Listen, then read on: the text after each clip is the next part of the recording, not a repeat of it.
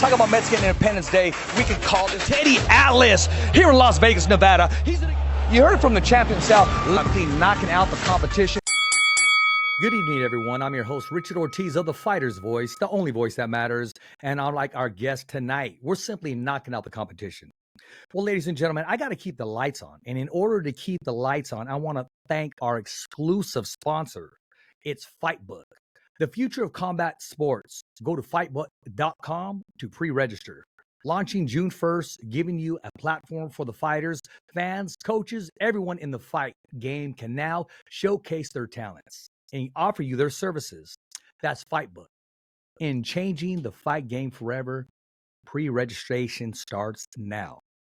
Well, ladies and gentlemen, I want to introduce our guest today and remind everybody it's all about the women this month. And it should be all about the women all year long. But I want to give them a special month because it's Mother's Day. But I think every day should be special for the females in boxing, for the females of the world, females that have their own personal fight in their life. Ladies and gentlemen, I want to introduce the future Hall of Famer, Top Rank's own Crystina Poncher. Welcome to The Fighter's Voice. Thank you, Richard, for having me. And I think that's the first time I've ever been introduced as the future Hall of Famer, although that is my ultimate goal. That is what I manifest. That is what people have told me that I may be destined for. That's the first time I've heard it, and it sounds so good. So thank you. Absolutely. The Bible says, call things as if they're not as if they are. And yes, it is. It will come to pass. Just keep doing what you're doing. Congratulations. They signed you for another 25 years or whatever it takes. But it's going to happen before then. And and I will say this, you not being in that lineup of the mixture of all the commentators is just not the same. Every time I told people you're going to be on the show, they go, oh, nothing about positive raves, nothing about everything just moving forward in your behalf. And I was going to ask you that. How does it feel to know that you're not just a pioneer, but you are opening doors for all the females out there and all the males that want to be broadcasters, play-by-play, and a host? You got to love your job. It looks so fun. I really do. And, I've been very fortunate to continue to add, commas or slashes to what I do, from starting as a reporter, then a host, then a commentator, and now play-by-play. It's honestly been a dream come true, but I think that's a testament to not only hard work, right, and progression in your career, but also primarily to Top Rank for giving me an opportunity and a platform as a woman holding a microphone 15 years ago when there really wasn't any at the time. To where I am now. So it's an absolute blast. I love being able to talk to the fighters in interviews. I love being able to host shows. I love the thrill of, sitting ringside and calling fights fight night. So the fact that I kind of get to dabble in each one of those, I think it's like a Swiss Army knife, if you will, and those kind of things. Oh, there you go. I like that. Like one of my mentors, Bernardo Osuna, as well. And then he could do it in English and Spanish, right? So he kind of, seriously, and a plus human being as well. So coming up, under him and learning from him as well, has helped to attribute to being able to do all those things. And I feel so fortunate and so lucky. Well, let's talk about the latest slash promoter, Shushu versus Richard Torres Jr. I can't wait for it to happen at a catch weight. We had some fun at that press conference, didn't we? It was fun. Yeah. It was fun. Yeah. They have some great banter back and forth, and it's so genuine, and it's their personalities, and they have a healthy competition amongst them in whatever you do. And it's like, boxing's such a lonely sport, but when you have, guys that are your friends, but they're also like teammates in a way, because you have the same promoter, you kind of came up together and things like that. It makes it more fun. And I just feel like everybody knows what their skills are in the ring. And if you don't, there's a lot of tape on that. But being able to bring out like that personal side and show their personalities, especially with two guys that just have it naturally, that charisma, I enjoy that part of it too, because I feel like that's what also makes the casual fans, fall in love with our fighters. And they're also so strong of supporting each other every time they enter the ring. I mean, it's just, you could just tell. I was looking at Shushu when Torres was fighting, and he's moving himself. He's taking it. He's going, hold on, go to the bottom. I mean, and vice versa. Yeah. Torres don't miss his fights either. That's correct. Yes. Well, listen, last weekend, there was supposed to be fireworks. Last weekend, there was supposed to be some explosions. Friday went by. I didn't see too many fireworks. I didn't see too many explosions. I saw a little bit of surprises. Saturday, I didn't know it was nap time during fight time. But Sunday, somebody saved Cinco de Mayo. Let's talk about those fireworks in that main event. My gosh. And that knockdown to get up and show the world exactly why he is pound for pound the best in the world. Tell us about that event that took place. And finally, somebody was awake. Yeah, I mean, I felt like we can't strike out three times in a row, right? No, Like if it was strike one on Friday, strike two on Friday, with all due respect, to the fighters who risk their life, like don't get me wrong, but absolutely. I think we all just had more expectations, especially with the hype and how good like the trailers were and the promos were and everything. It's like all that was better than the entertainment factor for the fights themselves. I mean, I think Rolly's knockdown was awesome. I think Tiafimo, still showed why he's special in the ring. And, yes, Canelo is still an all-time great, but I just don't feel like you think of this weekend and the historic fights that we've had and the level of expectation that we have. And I would agree with most fight fans and journalists that it didn't quite live up to the hype. But look, Sunday came and I knew we had a good card. And I knew that there was potential for knockouts, unlike what we saw in I think 11 fights on the 2 days before, no Yeah. knockouts. So I had a good feeling going into our card. And I didn't want it to be that way. I didn't want it to be like, well, those cards are so shitty, so we have to do something. Like, no, I would have loved to have great fights Friday, Saturday, and Sunday. But when you have the monster, when you have Naoya Inoue, a fighter of the caliber and talent that he is, who loves to brawl, who loves to bang, who is not afraid to, risk it for the biscuit, if you will, uh, Yeah. you knew he was going to deliver. And he did. And so did Rafael Espinosa, being a Mexican fighting on Cinco de Mayo, the only world champion. On our card fighting, that was of Mexican descent.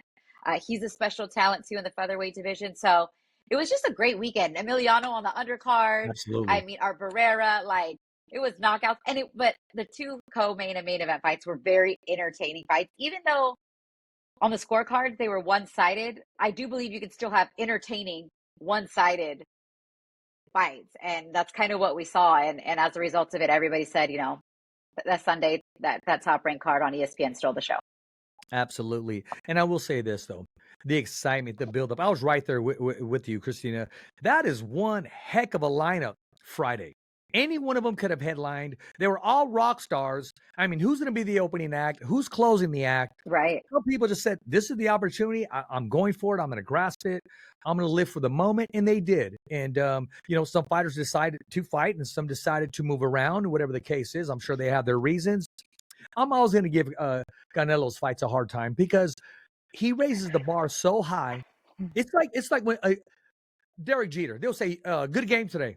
And no, that's just the way Derek Jeter played. That's every day. So that expectancy for all these fighters that are easily headliners, I kind of poke at Yeah. them a little bit. I got off the phone earlier with Arnold Barboza, and I said, hey, let's wait for round 13. That's all I could tell him. And I think he's going to live a day, and he was going to wear that strap. And Ramirez, Well, too. We yeah. talked back and forth. But at the end of the day, hey, we appreciate them bringing entertainment.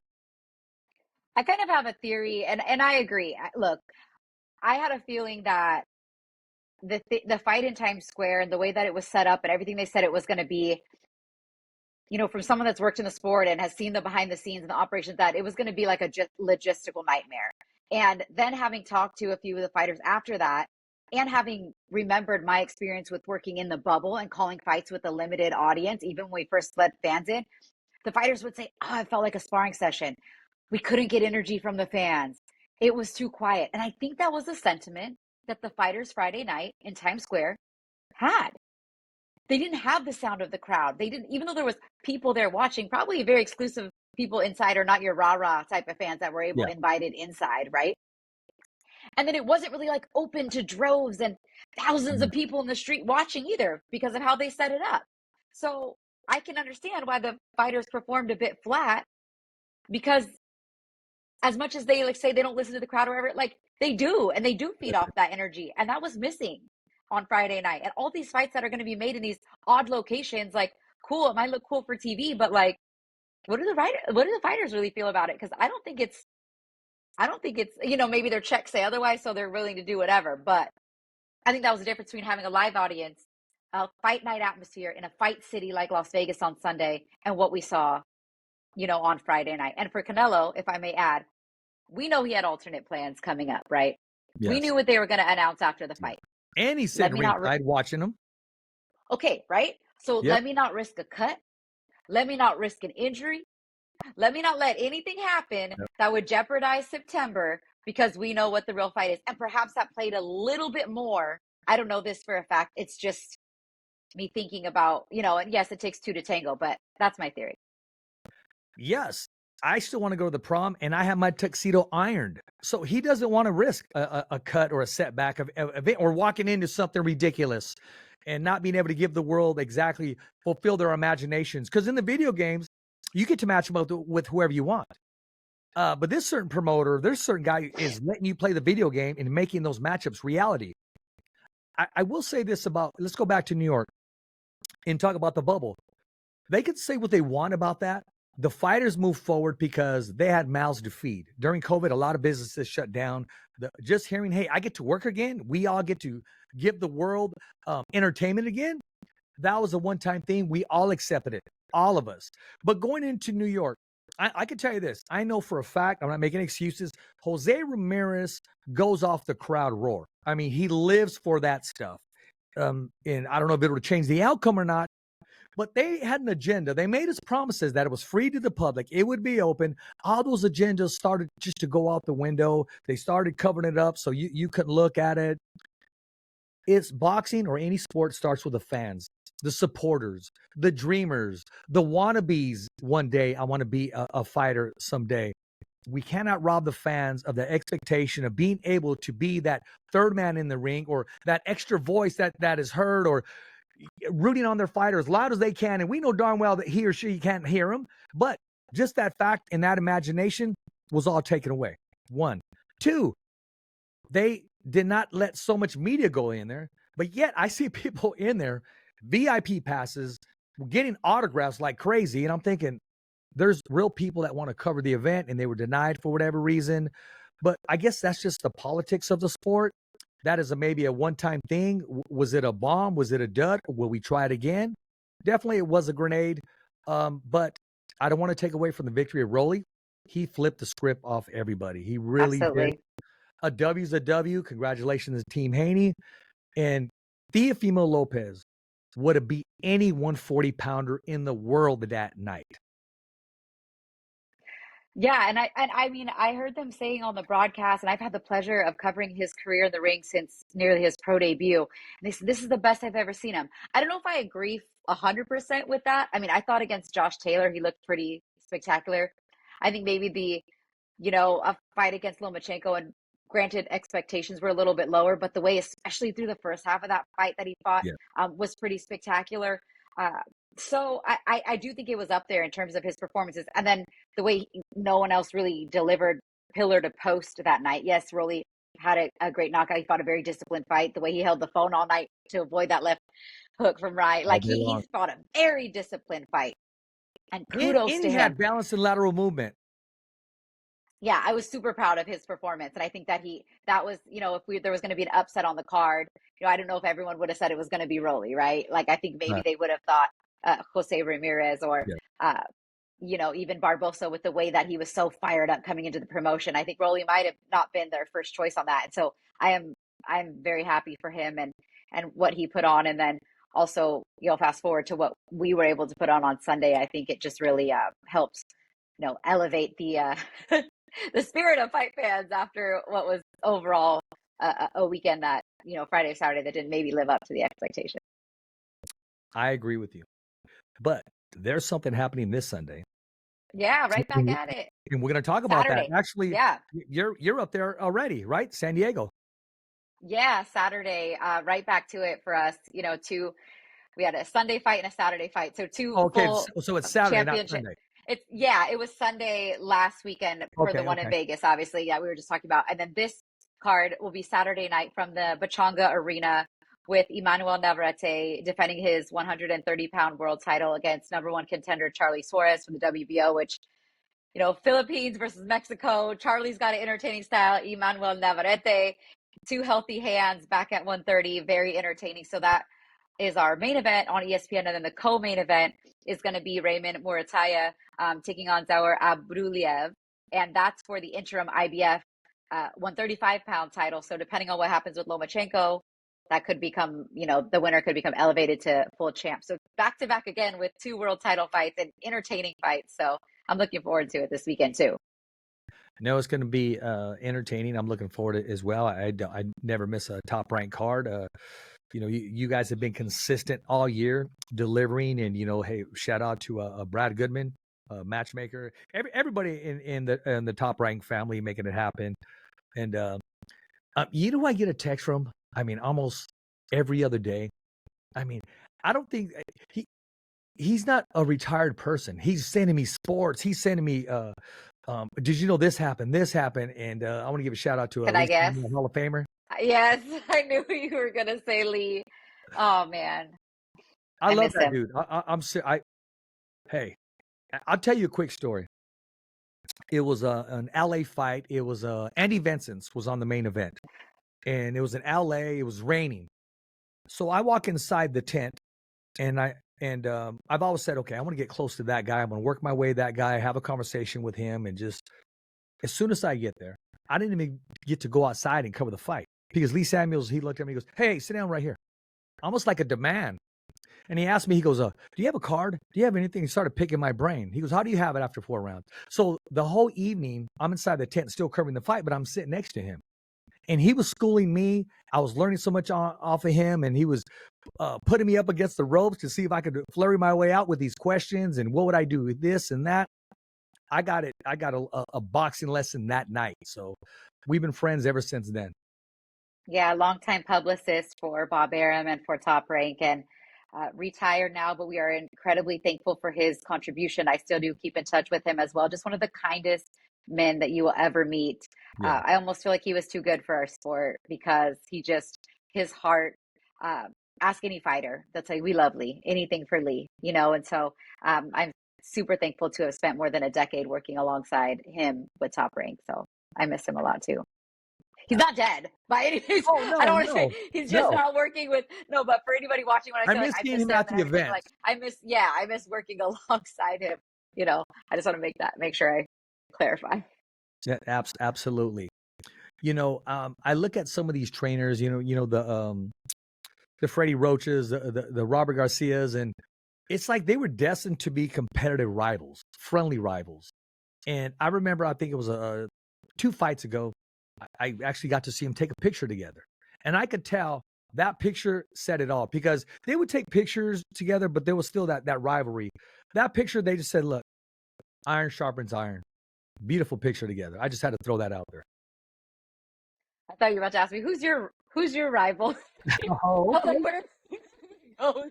I Well, there has no, no, wasn't no, no. sure. Is there somebody that pushes you, or okay? Let me ask you this, No, Christina. Who motivates no. you? Who motivates you to work hard and cross every T? You know what motivates me is what you said earlier about the young girls and the women that are now in the sport that are Absolutely. messaging me or want to have a conversation or ask how I got here or what do I think about this. And that's what motivates me now because I know that we're doing the right thing, moving the needle forward because there's more women now covering the sport, holding a microphone in this sport, interested than there ever was in my 15 years of covering the sport. So that's what motivates me to continue and to stay sharp because I know that I'm not just doing this for me and my family, but I'm doing this for them as well. So that's what motivates me. Hey, I can see it, and you touch a lot of people out there. I want to ask you this. I've always wanted to ask you this. How do you prepare yourself when you're commentating? When you get ready to broadcast, how do you prepare yourself? Do you go into a zone where, okay, don't talk to me for an hour, or do you have your notes, or you just know what you're doing already, where you don't really have to I prepare or put much work into it?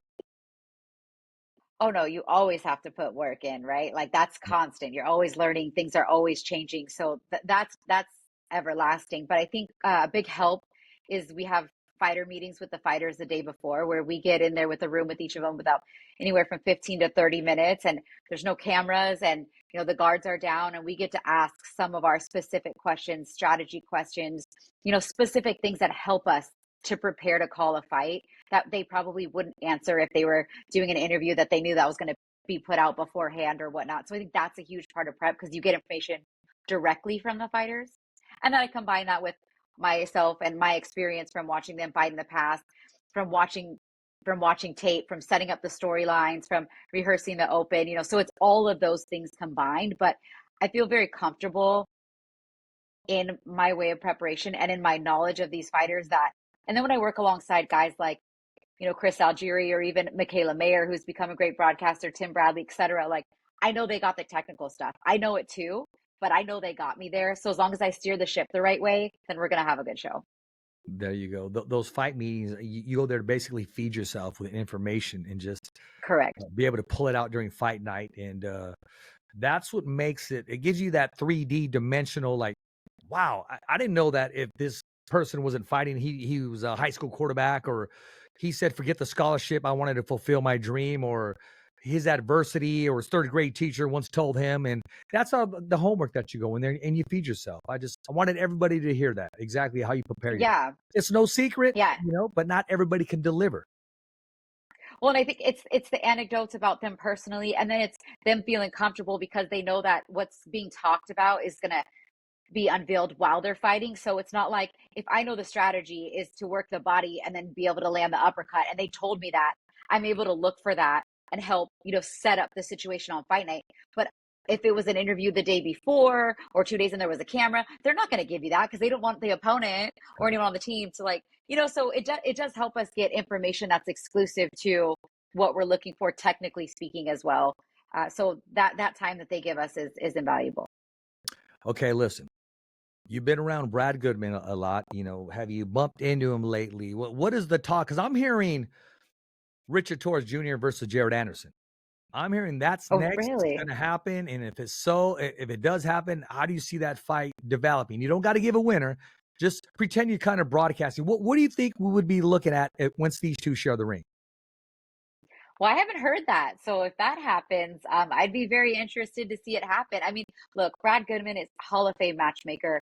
Him and Bruce Trampler together, the tag team of them both. It's why you get fights like you saw on Sunday and the entertainment value versus what you saw some of the other nights, right? Because they know what they're doing and they know how to match these guys and put on entertaining fights. And I mean, if you're going to put two top ranked heavyweight, fringe contenders against one another, that says something about not only the strength of your stable, because you don't want really either guy to lose, right? You're trying to build them both up.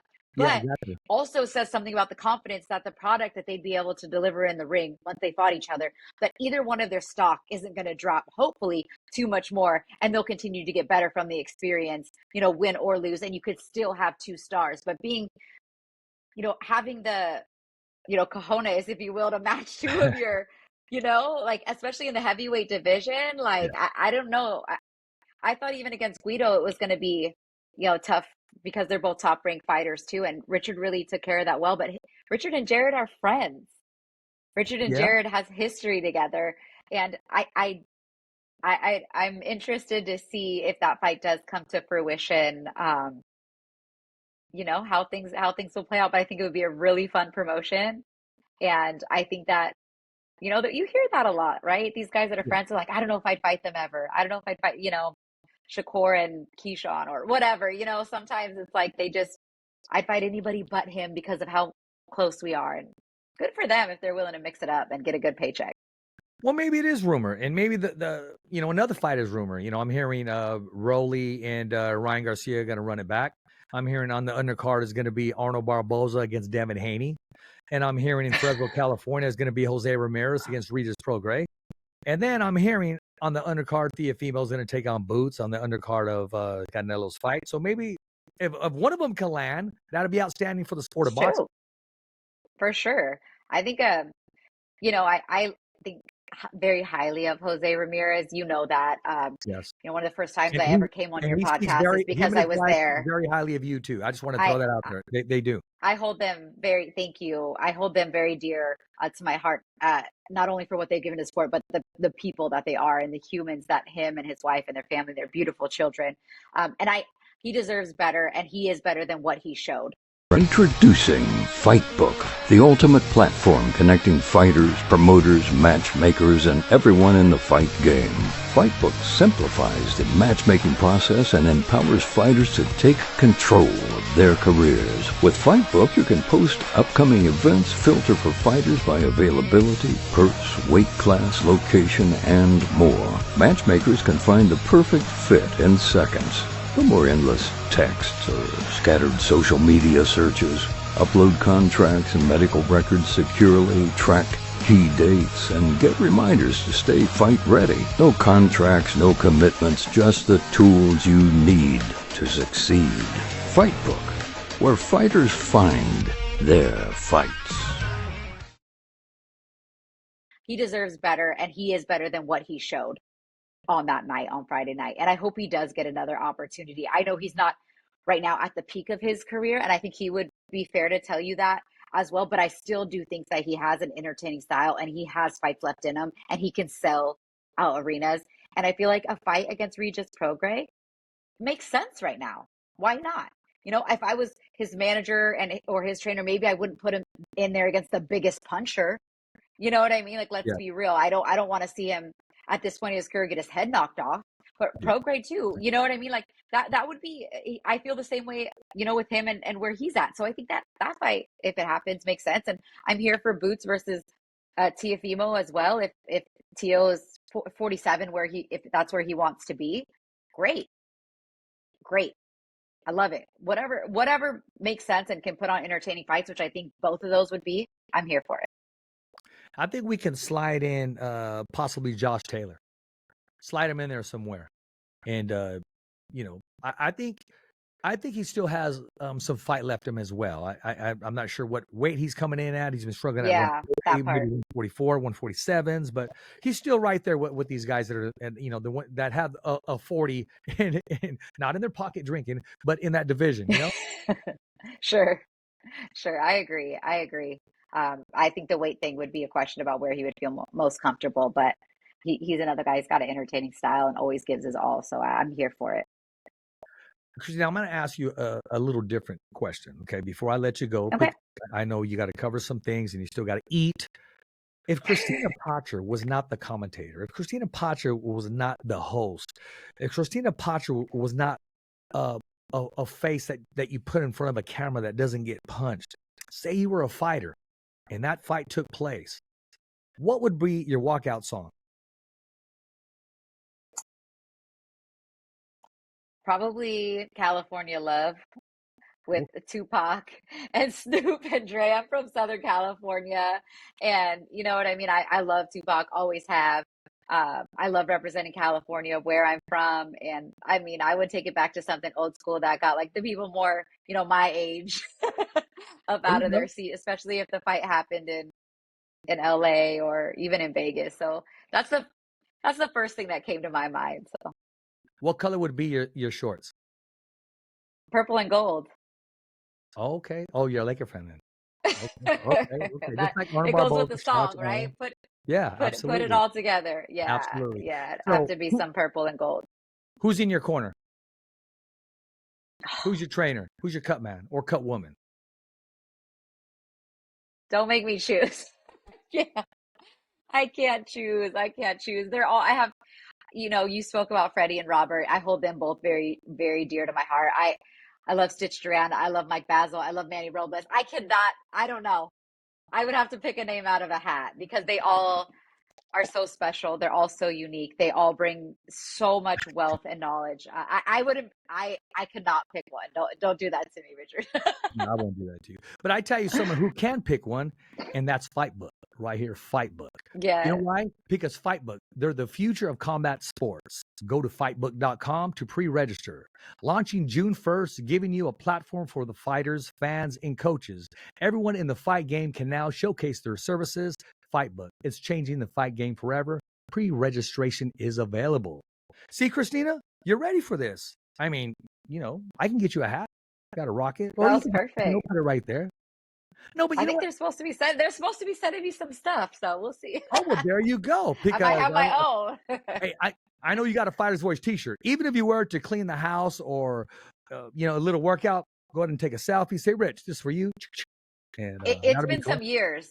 It's been some years. I've been down with you guys. I think my son was not even a year old when we came and we sat in the studio and I took a picture of him in your studio. I put Yeah, headphones on him. My mom was with me that day. He just yeah, turned 7. yes. I couldn't even. So Let me see if time I is remember the flying. name. Let me see if I remember the name. Something with Kingland or something. Does it have something in Kingston. King? There you go. I was close, right? Yes, King. Yes, yes. That's Your mom was my awesome. Your mom showed motivation. up and she was Shout out to my watching the mom. baby. Yes, Mother's Day weekend. I Yes. love my mom. She's been my #1 fan my whole life. She's put me in talent shows, put me in everything to talk in front of people and feel comfortable in front of crowd. Yeah. So I always, tell her like, look, I wouldn't be here without you, like literally and figuratively. So shout out to my mom for Mother's Day, Zarina, Mama. Now she's Gramsy because now I'm a mom and I have 2 kids. So There I you know you go. mentioned Mother's Day weekend and having women all this month. I just want to make Absolutely. sure I give her a shout out. So Absolutely. and to all the mothers, all the mamas. Absolutely. Absolutely. Because without a mama, there's no existence of us. And that is the truth. Well, tell the fans, the followers, and supporters, how do they stay in contact with you? What's your handle? How can they find out your extra move or get a taste of your personal life? Sure. My Instagram and Twitter is at Crystina Poncher, Crystina. If you don't know, now you know, right? And Yep. I just joined TikTok. I'm trying to catch up, keep up with the times. So yeah, I'm on TikTok as well now. Okay, I'm I gonna give just you a posted follow then. some. Yeah, everyone's like, you got to get your followers up, and TikTok's where it's at because I was just mostly doing Instagram, and so Yeah. I'm trying to, I'm trying to keep up with the times and post a little more there as well. So, and then most of the shows that I host for Top Rank and ESPN can be found on ESPN Plus and Top Rank's YouTube as well.